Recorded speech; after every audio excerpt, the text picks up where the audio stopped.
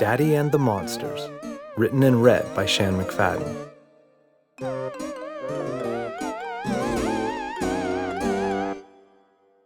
Daddy said that there were no monsters in Emma's closet, but Daddy was wrong.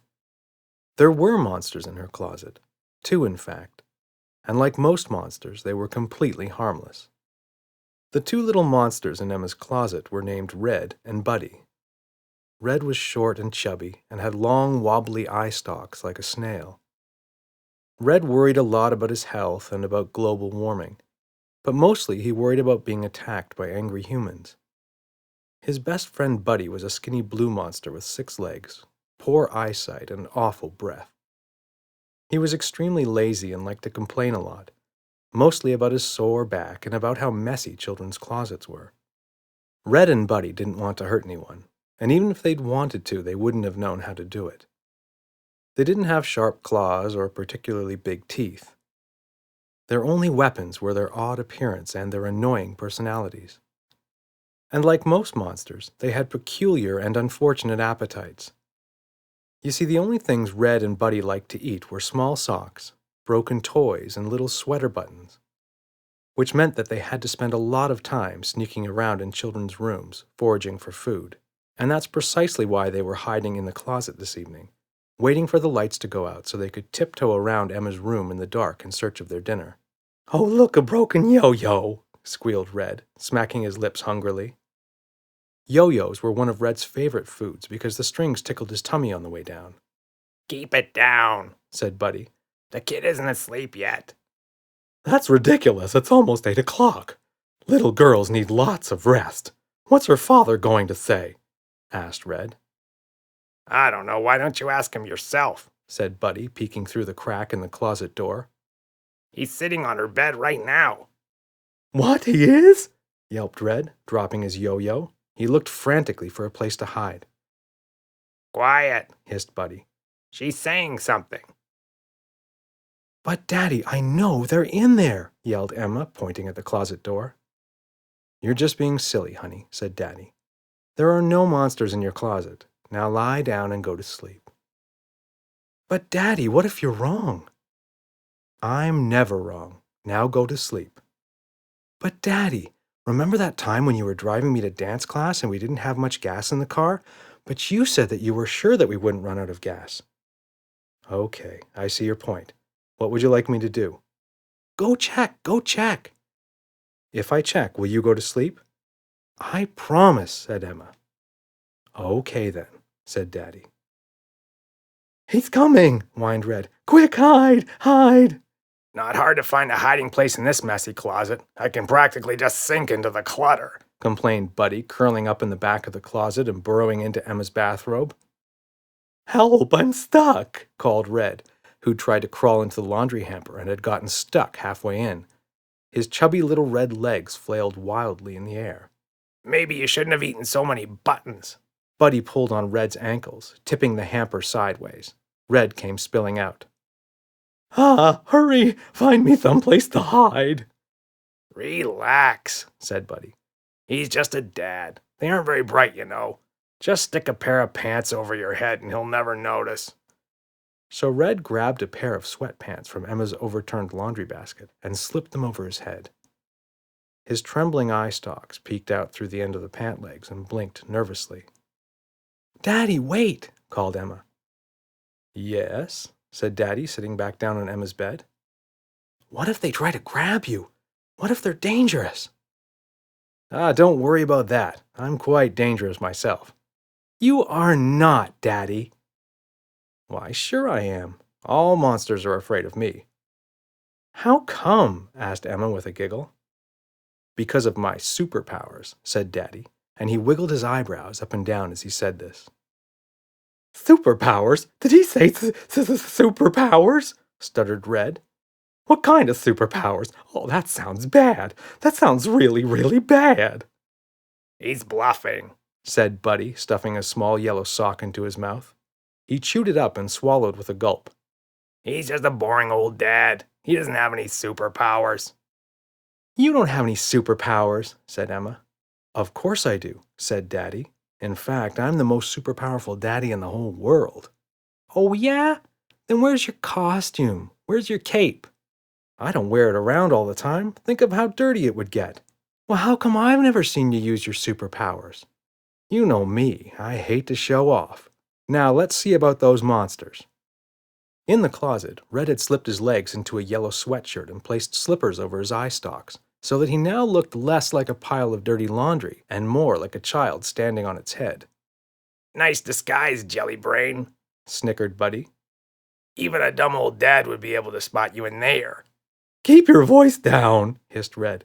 He's a super dad, you know. He probably has super hearing. I think he has a super imagination, but that's about it, mumbled Buddy. However, he slipped the bathrobe back over his head just in case. But Daddy, what if they have big, googly, glow-in-the-dark eyes and they see you coming? Shouted Emma. What will you do? Well, said Daddy, first I'll poke them right in their big, googly eyes, and then I'll pull their eyelids right up over their heads. So they can only see their own brains? I don't think it actually works like that, honey. It does, it does. Okay, so that they can only see their own brains.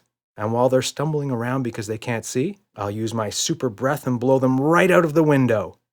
Hooray! Cheered Emma. Oh my gosh, gasped Red. I have big googly eyes. He's going to poke me in my big googly eyes and blow me out the window.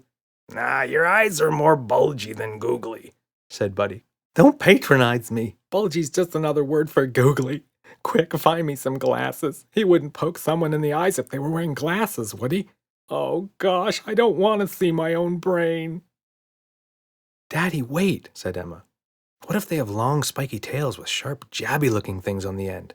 What will you do then?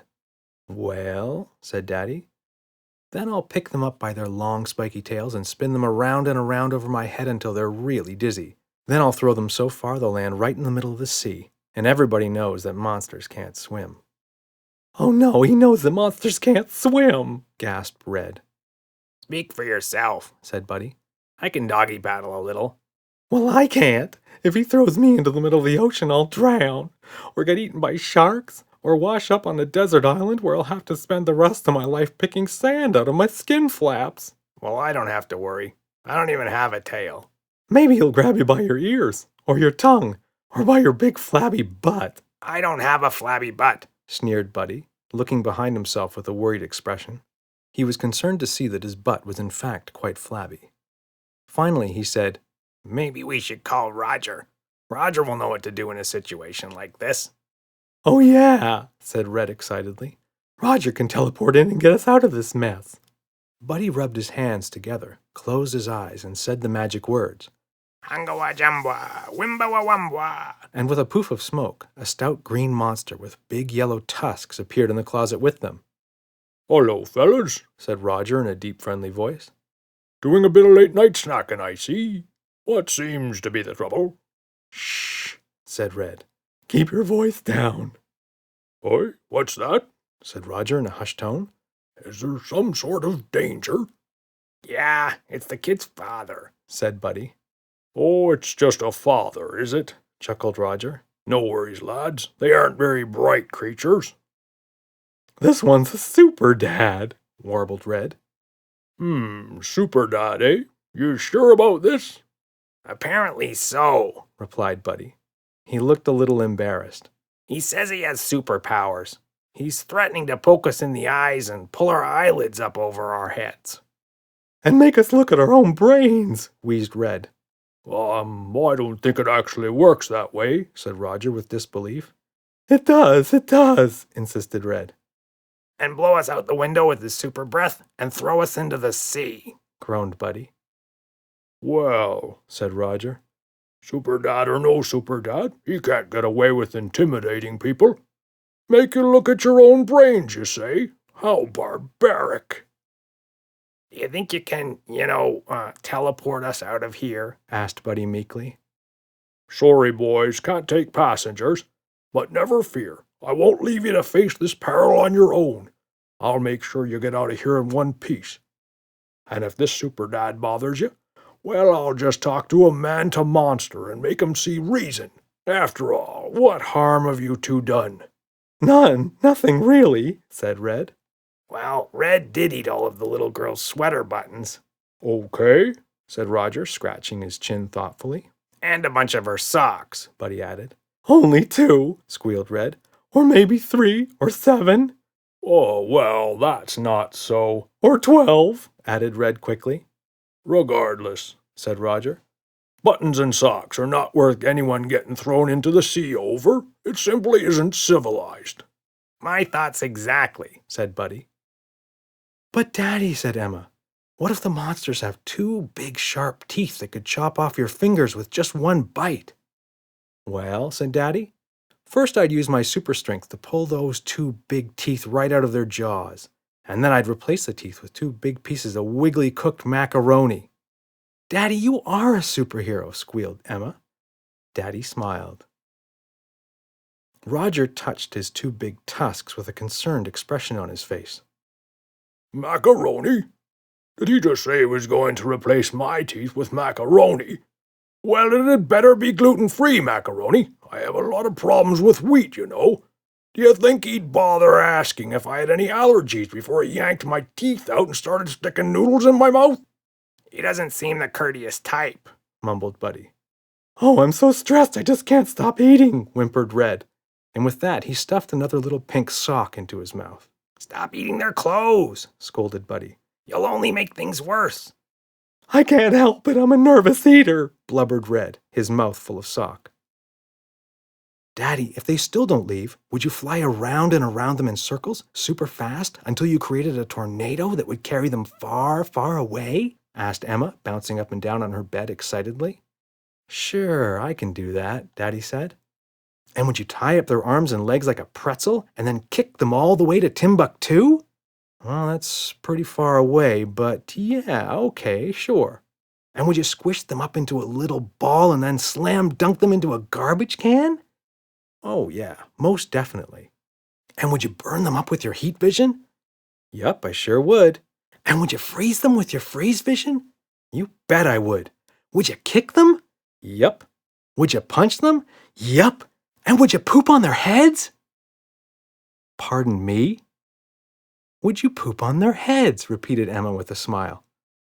No, said Daddy after a moment. I would not do that.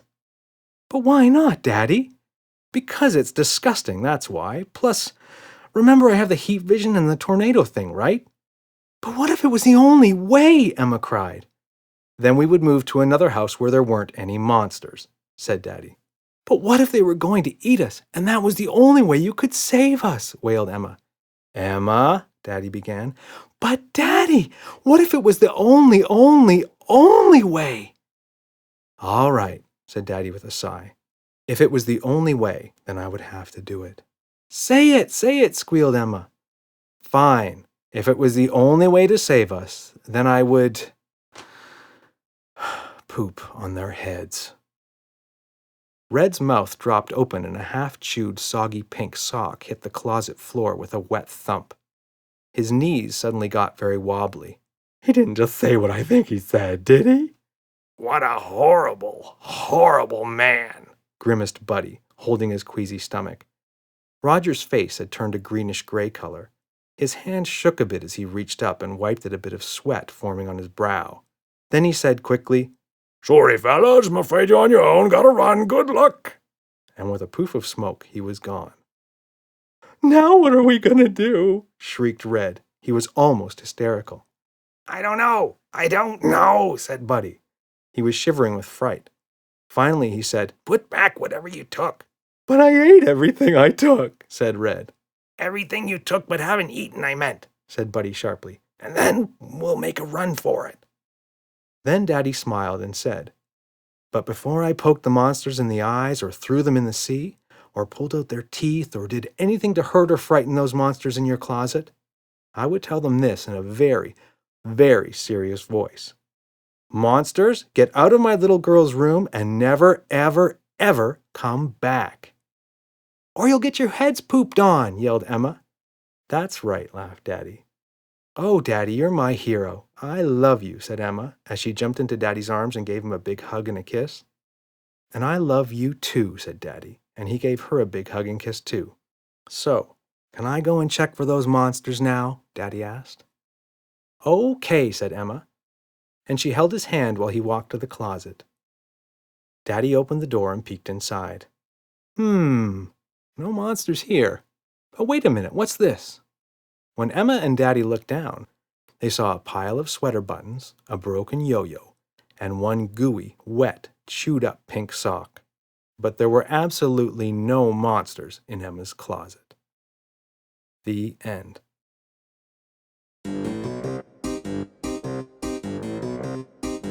Written and read by Shan McFadden. Produced, recorded, and music composed by Christian McFadden.